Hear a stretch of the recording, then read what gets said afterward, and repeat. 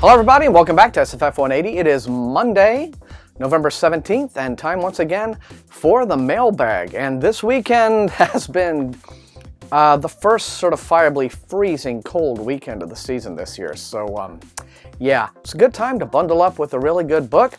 I have once again a rather small, modest stack in the mail this week, so I think we can get through them pretty quickly. So let's see, this first one is from Penguin. Alright everyone, this is kind of interesting. It is The Beating of His Wings. It's a new fantasy novel by Paul Hoffman, and this concludes a trilogy that, whose final volume has already come out overseas. I think it came out last year, but it's finally emerging in the States. This is a trilogy that began with a book called The Left Hand of God, and continued with The Last Four Things. It's been rather slowly trickling out here in the States, but anyway, it says right here, this is on sale December 2nd. My dogs are just barking their heads off outside. Oh well, good for them, doing their jobs. Anyway, it says, this distant dystopian trilogy has been widely acclaimed for its expert character development and was previously featured in Kirkus's top 10 can't-miss science fiction and fantasy books of 2011. So, highly thought of in some quarters when it first came out. But it says, Thomas Cale has been running from the truth since he discovered that his brutal military training has been for the sole purpose to destroy God's greatest mistake, mankind. Well, maybe a point to that. He's a paradox, arrogant and innocent, generous and pitiless, feared and revered. So, in any event, sounds a bit on the grimdark side, but I never got around to adding these books to the queue when they first came out, even though I do have the first two. So now that the trilogy is complete, if you'd like to know a little bit more about them and want me to add them to the review queue, please let me know in the comments as always. The Beating of His Wings comes out December 2nd. And here is a chunky package from McMillan. Okay, a couple of books in that envelope, and these are both Tor trade paperback reprints of back catalog titles. First off is a brand new trade paperback edition of The Soprano Sorceress by Elie Modessa Jr. This was the very first, this guy puts out like a book a week, it's crazy, but this was the very first book in a series, a fantasy series, called The Spellsong Cycle. I imagine, a rather musically themed fantasy series in the same way that the Imager series is about art.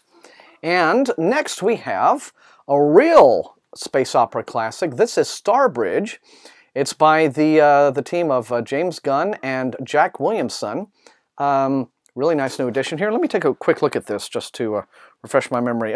Okay, yeah, this one goes all the way back to 1955, so it's a true classic, and it is back once again. It says, yeah, the galaxy's inhabited planets are held together, there we go, by the repressive Aeron Company, the apparent holder of the secret to faster-than-light travel.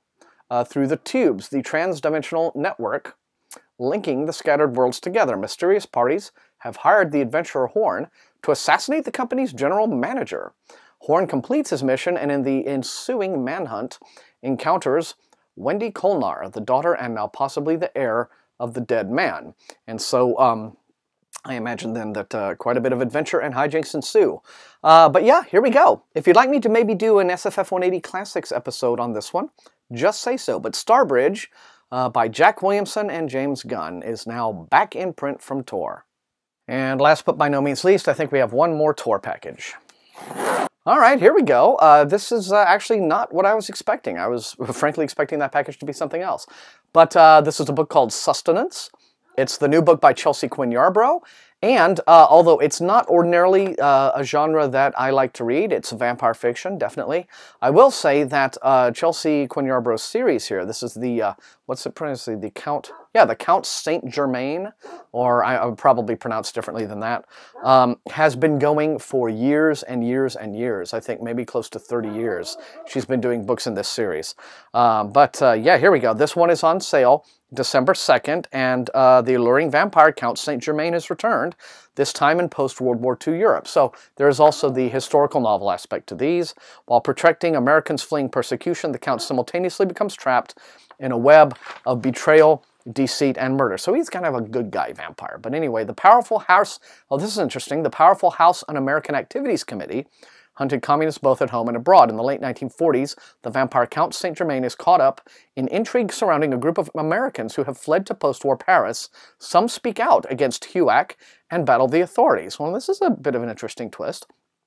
Saint Germain swears to do his best to protect his friends, but even his skills may not be able to stand against agents of the OSS and the brand new CIA. Okay, so we've got vampires, we've got communists, we've got the HUAC, we've got the CIA and spies. All right then, this is all in one package, and he has an unexpected weakness, his lover Charis, who has returned to Paris under mysterious circumstances. Yeah, so definitely no, you know, sparkle love triangle teeny crap here. This is, if you like your vampire fiction rather substantive, Chelsea Quinn Yarbrough is your go-to lady. So I might actually read this. I might actually break my rule and read a vampire novel, because this actually really sounds cool with the whole angle of it. Sustenance by Chelsea Quinn Yarbrough, out from Tor on December 2nd. Atticus, for crying out loud. He's just barking away. I'm going to go see what his deal is. But anyway, that is all I got time for in the mailbag this week. Nice little batch, even though it was small. As always, please light up those comments. Let me know which of these looks most intriguing and exciting to you. If you enjoyed watching the video, please leave a like, share with your friends on social media, and above all, please subscribe to the channel. Help get to that 1,000 threshold. That is how this channel grows. Thank you all. And once again, until I see you next time, happy reading.